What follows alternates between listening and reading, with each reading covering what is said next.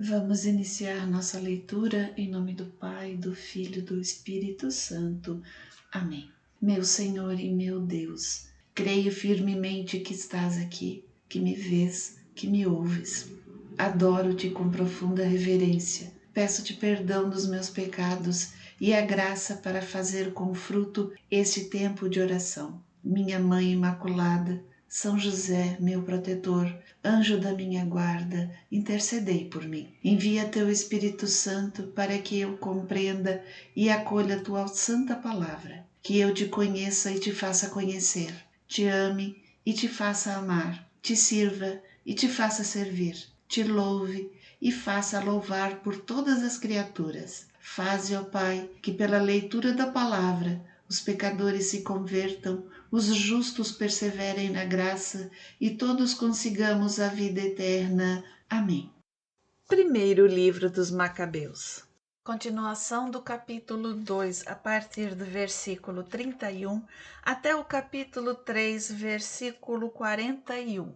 Repressão odiosa.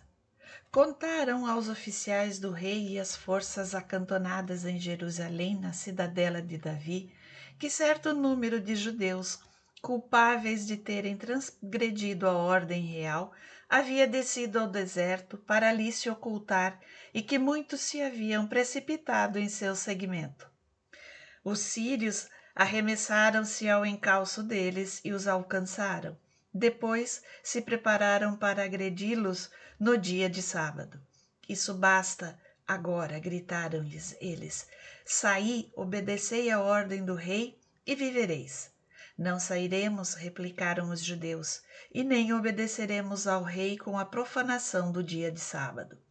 Instantaneamente os sírios travaram um combate contra eles, mas eles não responderam, não atiraram uma pedra e não barricaram seu refúgio.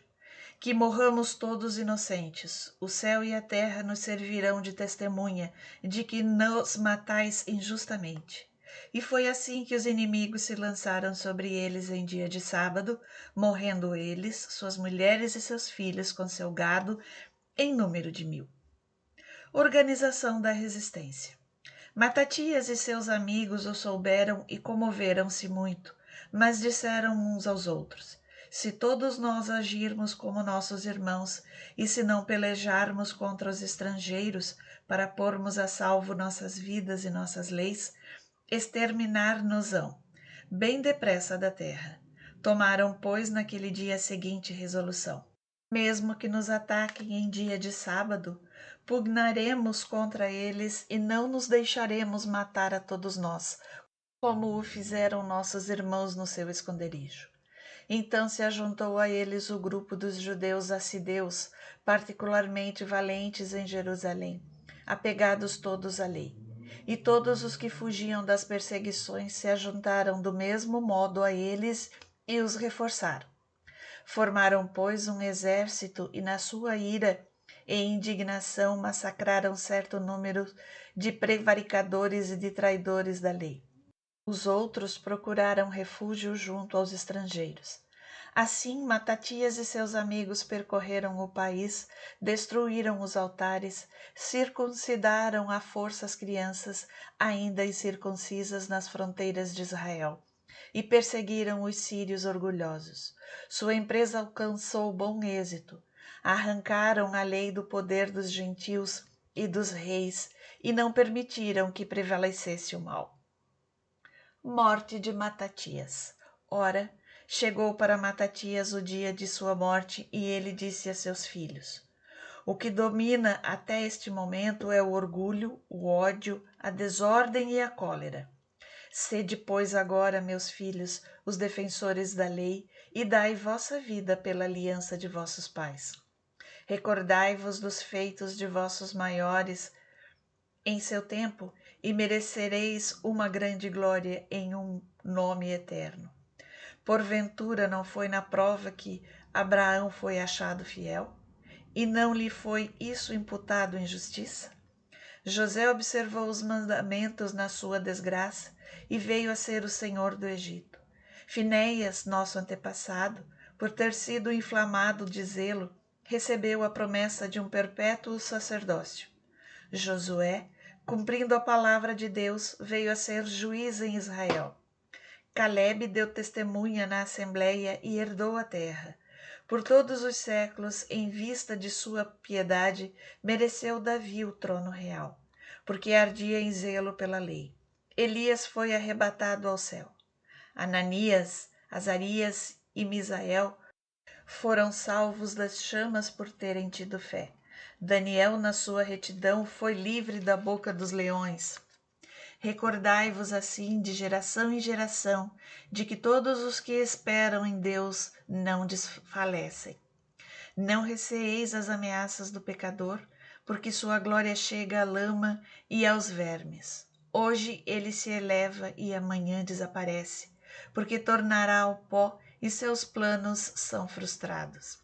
Quanto a vós, meus filhos, sede corajosos e destemidos em observar a lei, porque por ela chegareis à glória. Aqui tendes Simão, irmão vosso. Eu sei que ele é homem de conselho. Ouvi-o sempre e será para vós um pai. Judas Macabeu, bravo desde a juventude, será o general do exército e dirigirá a guerra contra os gentios. Atraireis a vós todos os que observam a lei e vingareis vosso povo. Pagai aos gentios o que nos fizeram e atendei aos preceitos da lei. Depois disso, abençoou-os e foi unir-se aos seus pais. Morreu no ano 146. Seus filhos sepultaram-no em Modim, entre as sepulturas de seus antepassados, e todo o Israel o chorou dolorosamente. Judas Macabeu. Seu filho Judas, cognominado Macabeu, ficou em seu lugar. Todos os seus irmãos o auxiliaram, bem como todos os que se tinham unido a seu pai, aceitando generosamente a promessa de combater por Israel. Dilatou a glória do povo, revestiu-se com a couraça como um gigante, cingiu-se com as armas de guerra e empenhava-se nos combates, protegendo seu exército com sua espada. Assemelhava-se nas ações a um leão, e parecia um leãozinho que ruge na caçada. Perseguia e rebuscava com cuidado os traidores e lançava ao fogo os que perseguiam seu povo. Os maus recuavam diante dele, transidos de medo. Tremiam os que praticavam o mal e a salvação do povo firmava-se em suas mãos. Seus feitos exasperavam os reis, mas alegravam Jacó e sua memória permaneceu eternamente bendita. Percorreu as cidades, expulsando de Judá os ímpios, desviando assim de Israel a cólera divina. Seu nome foi pronunciado até as extremidades da terra, e ele conseguiu a adesão daqueles que estavam a ponto de perecer. Primeiras vitórias. Aconteceu que Apolônio convocou os gentios e de Samaria partiu com um grande exército para pelejar contra Israel. Soube-o Judas, saiu-lhe ao encontro, venceu-o e o matou. Muitos caíram aos seus golpes e os restantes puseram-se em fuga. Apoderou-se dos espólios, tomou a espada de Apolônio e desde então usava-a sempre nos combates. Serom, general do exército sírio, veio a saber que Judas cercava-se de soldados fiéis convocados e que ele os levara ao combate. Tornar-me-ei célebre, disse ele, e cobrir-me-ei de glória no reino. Vencerei Judas com seus correligionários que se opõem às ordens reais. Armou-se ele para a guerra. Um poderoso exército de ímpios marchou com ele para reforçar e tomar vingança dos filhos de Israel. Avançaram até a muralha de Betorom e Judas, seguido de poucos homens, foi-lhe ao encontro. Mas à vista do exército que vinha contra eles, os companheiros de Judas disseram-lhe: Como poderemos enfrentar tamanho exército se somos tão poucos? Tanto mais que nos sentimos fracos porque hoje nada temos comido? É fácil, respondeu Judas. Há um punhado de gente fazer-se respeitar por muitos. Para o Deus do céu, não há diferença entre a salvação de uma multidão e de um punhado de homens, porque a vitória no combate não depende do número, mas da força que desce do céu. Esta gente vem contra nós com insolência e orgulho, para nos aniquilar, juntamente com nossas mulheres e nossos filhos, e para nos despojar. Nós, porém, lutamos por nossas vidas e nossas leis. O próprio Deus os esmagará aos nossos olhos. Não os temais. E logo que cessara de falar, arranjou-se Judas com rapidez sobre os inimigos, e Serom diante dele foi derrotado com seu exército, e Judas o perseguiu na descida de Betorom até a planície. Morreram cerca de 800 sírios, e os restantes fugiram para a terra dos filisteus. E foi assim que se espalhou o terror de Judas e dos seus irmãos, e todos os povos das vizinhanças encheram-se de consternação. Seu nome chegou aos ouvidos do rei, e todas as nações comentaram os feitos heróicos de Judas. Preparativos de Antíoco.